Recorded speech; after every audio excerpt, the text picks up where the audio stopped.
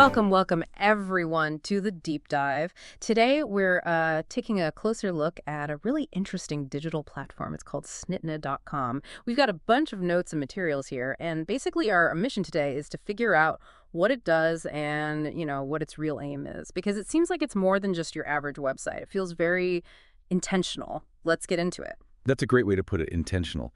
Snitna.com really stands out as, well, a digital space crafted with a very clear, quite ambitious social goal right at its heart. And you can see how its structure, its whole layout, really reflects that goal. It's all built around this purpose. Okay, so let's dive right in then. What is that core purpose? What's snitna.com fundamentally about? Our notes point to this powerful motto they have: let's share and exchange views and prosper together. That sounds, well, pretty significant. It really is. Yeah. And the official mission statement spells it out even clearer. It's to cultivate peace, harmony, and reconciliation among all Eritreans. And importantly, it stresses involving Eritreans from different walks of society without discrimination. That inclusivity part seems key. Even the name Snitna, that's in Tigrinya, it means something like harmony or consensus. So the name itself tells you a lot. Fostering Eritrean unity, that's explicitly called the root foundation of what they do. And this isn't something new they just started. I noticed the copyright goes back to 2013. That suggests, what, over a decade of working on this? That kind of sustained effort is pretty telling, isn't it? Oh, absolutely. In the digital world, sticking around that long, especially with a mission like this, it signals real commitment. It means it's not just some fleeting project. It's a long-term investment in a complex social aim. Builds trust. Right. So with that mission clear, let's look at how they actually try to build this unity. What do you see when you first land on the site? Because the way it's structured, what they put front and center, that seems really revealing. It really is. One of the very first things right there, prominently displayed, is the Eritrean Constitution. And not just in one language, but three: English, Tigrinya, and Arabic. Sure. That's a deliberate choice. Okay, that's significant. Definitely. And right alongside it, you've got sections like Law and Society and Understanding the Eritrean Constitution, which even features analysis from Dr. Berkhead Hepti Selassie. Putting these foundational legal documents right up front, I think it's about building a common understanding, a shared basis for what governance and rights mean. That's crucial for any kind of unified society. It's a solid starting point. That makes sense. Then there's the articles section. It's described as a historical repository of news and information. And it looks incredibly thorough. You can browse by month from 2013 way out to June 2025, plus search features and archives. It's like a huge digital library. Exactly. And think about why that's so important for their mission. An archive like that, so accessible.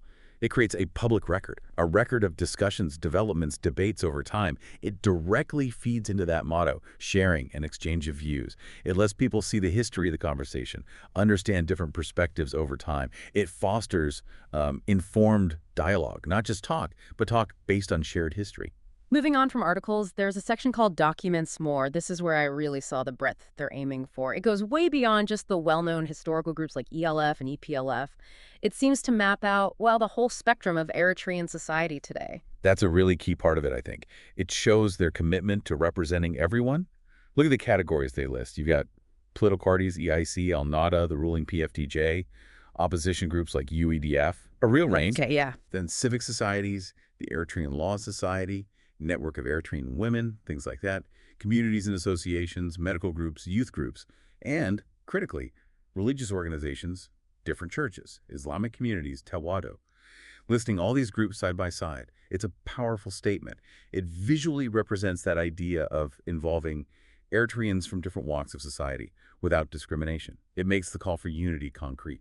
And building on that map of society, the link section acts almost like a switchboard, doesn't it? Connecting out to tons of Eritrean websites, radio, TV channels. The sheer number of links is impressive. It's like a directory for the entire Eritrean online world. It is. And it's not just a random collection.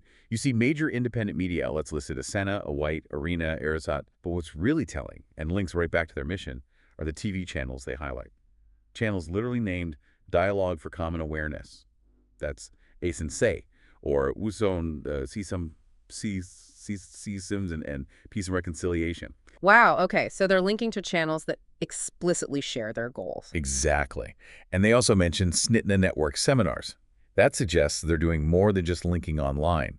They're actively facilitating discussions, maybe even offline events. It's a multi-pronged approach to dialogue. It's also interesting, and maybe brave, that they don't ignore the really difficult stuff. They link directly to sites focused on human rights issues, like victims of dictatorial regime in Eritrea and injustice in Eritrea hidden story, and also support for groups like disabled veterans and youth outreach, FNNN. That adds another dimension. It does, and it's crucial for credibility and comprehensive reconciliation, I think.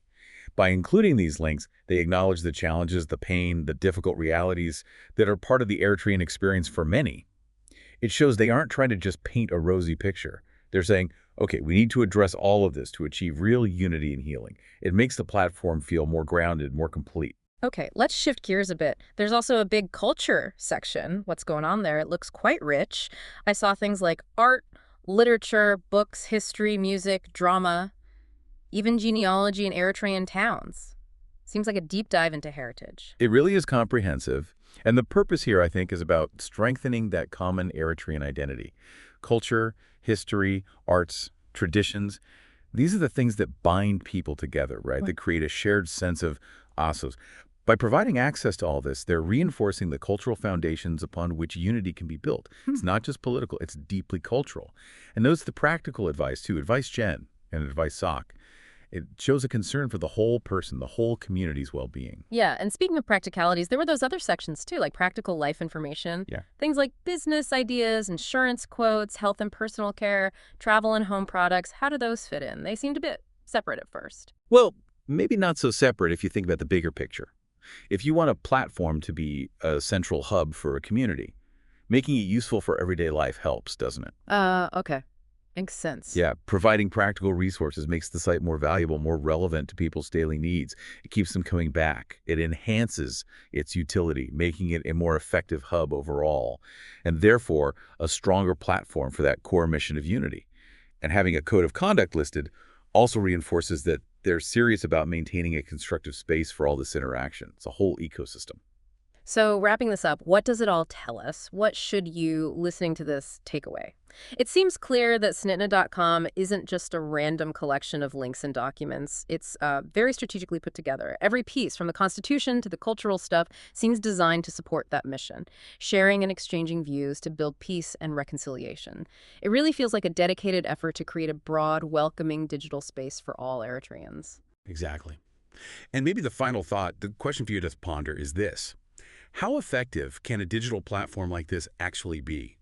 Can a website, however well designed, truly foster real-world unity and reconciliation among a diverse and often dispersed population?